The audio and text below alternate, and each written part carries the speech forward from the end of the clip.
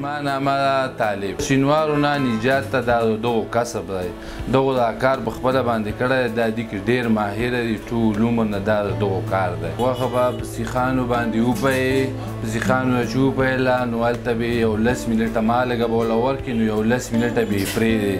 چې 10 منټه پرېښود او کله سکاره ښه ښایسته ولګېده بل شو غوښه به پکې دی. نو دا غوښه به زیړه هم راځي، تروشه به هم راځي، خوږه به هم راځي او لږه زر زره چې اړې دې غوښه کې خپلې اوبه وي. په دې خپلو اوبو کې چې وریته پخه شي نو هغه بیا ډېره هم ښه راځي. دا خو څاروي پورې فرق لري که نه. اوس یو څاروی دی وړوکی څاروی، یو څاروی 2 غاښې کړي، بل یې 4 یې کړي چې څومره دا غاښ زیاتوي دا غوښه سختېږي. لکه کچه پسې چې نو دغه غوښه نرم هم راځي، ښه هم راځي او څه تکلیف یې هم نه وي. او بل داسې خبره دا خو تجربې خبره او زما کسب دی خامخا به ښایي.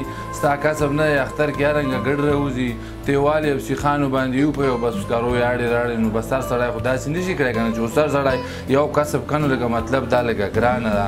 خو زما دا خپل کسب دی چې څومره سرویس مې زما تجربه ده نو په دې باندې زه ښه پوهېږم. زه چې ګډه لال کړم سکاره لګوم ځکه زما کار تیزي. نو بله دا پکار دي چې چا تجربه نه وي نو دا د پوستکی تر وباسي غوښه راغوڅه کړه سکاره راولګوي وریتې لپاره داسې نیمه ګنټه سکرو باندې لګي چې نیمه ګنټه په سکرو لګي ښه چې ولګي.